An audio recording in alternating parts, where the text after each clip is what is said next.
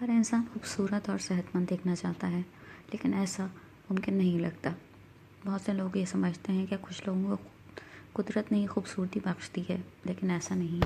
اگر آپ چاہیں تو تھوڑی سی کوشش اور سمجھداری سے خوبصورت اور باوقار دکھ سکتے ہیں۔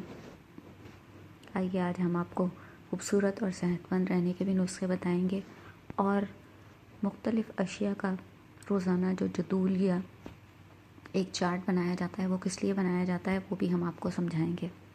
اگر آپ روزانہ محض بھاری بھاری خوراک کھا کے یا بالکل سادہ کھا کے سمجھتے ہیں کہ آپ خوبصورت اور صحت مند دکھیں گے، تو ایسا بالکل بھی ممکن نہیں ہے۔ آپ کو خوبصورت اور صحت مند دکھنے کے لیے اور ذہنی اور جسمانی توازن برقرار رکھنے کے لیے اس جدول یا چارٹ کے حساب سے کھانے پینے کی ضرورت ہوتی ہے جو ڈاکٹرز یا اچھے اطباء نے آپ کے لیے تجویز کیا ہوا ہے۔ اس کی کیا وجوہات ہیں، ان پہ ہم ابھی تھوڑی سی روشنی ڈالیں گے۔ بے حد حسین چہرے پہ موچھائیں ہوں یا جسم میں توازن نہ ہو، یعنی پیٹ بڑھا ہوا ہو، یا ہاتھ حد سے زیادہ بھاری ہوں، یا ٹانگیں جو ہیں وہ عجیب سی انداز میں حرکت کرتی ہوں یا حد سے زیادہ موٹی ہوں، تو بھی انسانی بدن خوبصورت نہیں لگتا ہے۔ نین نقش کی خوبصورتی ایک اپنی جگہ ہے۔ جو لوگ نین نقش کے حساب سے بھی حسین ہوتے ہیں، جلد بھی حسین ہوتی ہے، بول چال بھی خوب ہوتی ہے، تو ان کو کہا جاتا ہے کہ قدرت نے خوب سجا سنوار کے بھیجا ہے، کیونکہ بول چال میں نکھار انسان اپنی تعلیم اور تہذیب سے لے کر آتا ہے۔ لیکن بہرحال خوبصورت آواز بھی قدرت کا ایک عطیہ ہوتی ہے، لیکن آواز خوبصورت ہو کر انسان عجیب سے انداز میں چیخ چیخ کے بولتا ہے تو اس آواز کی خوبصورتی محسوس نہیں ہوتی۔ اسی طریقے سے جسمانی عیوب چھپ سے جاتے ہیں۔ اگر آپ کی جلد بے داغ چمکدار ہے، آپ کا جسم خوبصورت اور متوازن دکھتا ہے، یعنی نہ پیٹ بڑھا ہوا ہو، ہاتھ پاؤں بھی اپنی جگہ پر تندرست اور صحت مند ہوں، نہ بہت زیادہ موٹے ہوں نہ بھدے ہوں۔ اگر آپ بہت پرانے یا بہت بڑی عمر کے ہندو یوگیوں یا چینی جاپنیز کنگ فو ماسٹرز کو دیکھیں جو مختلف قسم کی روحانی مشق بھی کرواتے ہیں، تو ان سب کے نقوش عام طور پہ بالکل بھی خوبصورت نہیں ہوتے۔ دنیا بھر میں حسن چند ایک جگہوں کا مشہور ہے، جن میں کشمیر یا مصری بے حد حسین لوگ کہلاتے تھے، کیونکہ ان کے خد و خال بھی بڑے حسین ہوا کرتے تھے اور رنگ بھی غضب کا ہوا کرتا تھا۔ چینی خاص طور پہ بالکل بھی خوبصورت نین نقش نہیں رکھتے۔ ان کی ناک ذرا سی معمولی سی چپٹی ہوتی ہے، آنکھیں بے حد چھوٹی ہوتی ہیں، قد بھی اکثر اتنے زیادہ نہیں ہوتے۔ لیکن اگر آپ پرانے بدھ بھکشوؤں کو دیکھیں یا ہندو یوگیوں کو دیکھیں تو یہ بڑے خوبصورت اور باوقار سے معلوم ہوتے ہیں، جبکہ نین نقش بالکل خوبصورت نہیں ہوتے، لیکن ان کے جسم دبلے پتلے نازک سے ہوتے ہیں، چہروں پہ عجیب سا نور سے جھلک رہا ہوتا ہے جو ان کو بڑی عجیب لوہی سی خوبصورتی بخش دیتے ہیں۔ پاکستان میں شمس الدین عظیمی کا گروہ جو ہے وہ اس قسم کے مراقبات اور ورزشیں کرواتا ہے جو آپ کو ذہنی اور جسمانی توانائی فراہم کر کے آپ کو بے حد خوبصورت دکھنے میں مدد دیتی ہیں، کیونکہ آپ کے نین نقش بالکل بھی نہیں بدلتے۔ لیکن ان نین نقوش کی خوبصورتی یا ظاہری کشش کے ساتھ ساتھ متوازن خوراک پہ وہ لوگ بھی بہت زیادہ زور دیتے ہیں۔ ہمارے یہاں بدقسمتی سے متوازن خوراک کا مفہوم بھی بے شمار لوگ نہیں جانتے۔ حلیم خورما جیسی دال سبزی روزانہ میسر آ جائے، اس کو کھا پی کے رب کا شکر ادا کرنے میں ہی عافیت سمجھتے ہیں، لیکن ضرور نہیں کہ مہنگی خوراک ہی آپ کو توانائی فراہم کرے۔ آپ معمولی دال سبزی کو بھی اگر توازن اور اعتدال سے کھاتے ہیں تو آپ اپنے جسم کو خوبصورت اور حسین بنا سکتے ہیں۔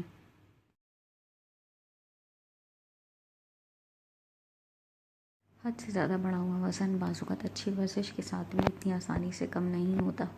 اس کو کم کرنے کے لیے بھی خوراک میں کمی کرنی پڑتی ہے، اور اس دوران میں ڈاکٹرز کمزوری نہ ہو جائیں تو جوسز یا دودھ کے اوپر زور دیتے ہیں، لیکن کمزوری دور کرنے کے لیے دودھ سے زیادہ جوسز زیادہ اثر دکھاتے ہیں۔ دودھ در حقیقت ذہن و جسم کو پرسکون رکھنے میں مدد فراہم کرتا ہے، لیکن اگر آپ عمدہ صحت کے مالک ہیں تو آپ کو اپنے جسم کے اندر کیلشیم کا انتظام درست کرنے کے لیے 1 گلاس دودھ کی ضرورت ہوتی ہے، کہ اس کی مقدار کے برابر آپ دہی یا پنیر وغیرہ بھی روزانہ لے لیتے ہیں تو یہ آپ کے جسم کے لیے کافی ہوتا ہے۔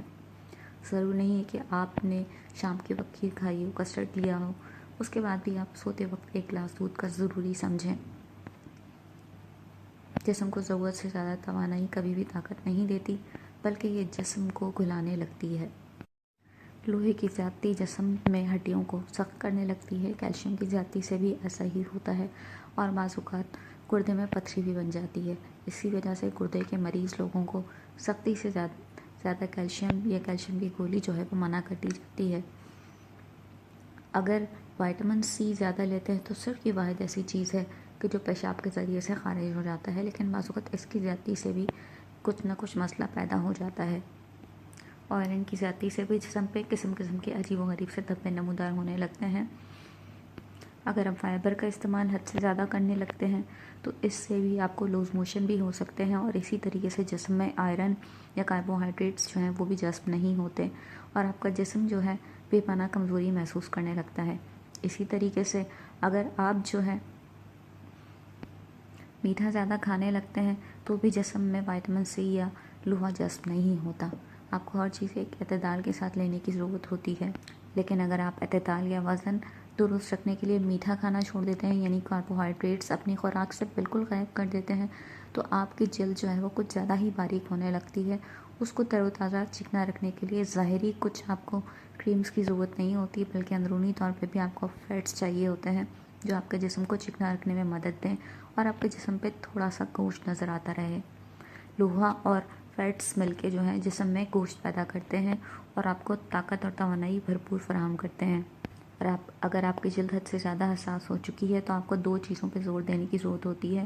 پہلے نمبر پہ وٹامن سی آتا ہے اور دوسرے نمبر پہ کاربوہائیڈریٹس یعنی میٹھی غذا آتی ہے جس میں نشاستہ زیادہ پایا جاتا ہے، جس میں چاول، آلو یا خالص مکھن شامل ہے۔ قسم قسم کے الرجیز کا جو لوگ شکار ہو جاتے ہیں تو بھی اس دوران انہوں نے درست خوراک نہیں لی ہوتی، اس وجہ سے ان کا جسم کچھ زیادہ جو ہے حساس ہو جاتا ہے، اس لیے ان کو وٹامن سی کے اوپر ضرورت سے زیادہ فوکس رکھنا چاہیے۔ یہاں ہمارا موضوع تو نہیں ہے، ہم آپ کو درست خوراک کے بارے میں بتا رہے ہیں، لیکن آپ کو درست رویے رکھنے کی بھی ضرورت ہوتی ہے۔ بہت سی پریشانیاں جو ہیں ذہنی طور پہ جب پیدا ہوتی ہیں تو وہ بھی ہماری خوراک کو جذب ہونے سے روکتی ہیں، اور یہ ذہنی پریشانیاں بعض اوقات ہم غلط منفی سوچوں سے بھی لیتے ہیں اور دوسروں کو پریشان کر کے بھی ہم یہ پریشانیاں مول لے لیتے ہیں جو ہمیں خود سب سے زیادہ نقصان پہنچاتی ہیں۔ اچھا سوچیے، اچھا کھائیے تاکہ وہ آپ کے جسم کی خوراک بنے، اور کسی پر بھی بیجا تنقید مت کریں کیونکہ آپ نہیں جانتے کہ وہ کسی عجیب و غریب بیماری کا شکار ہو کے اپنے حسن اور خوبصورت بدن سے محروم ہوا ہے، یا واقعتاً اس نے کوئی غلط کام گناہ کیا ہو، اور کل کو یہ بیماری آپ کو بھی کسی بھی سبب سے لگ سکتی ہے غربت کی بیماری کے ساتھ ساتھ۔ تو ہمیشہ اچھا سوچیے، اچھا کھائیے اور اپنے آپ کو تر و تازہ اور توانا رکھیے۔ Subscribe, like and share the video.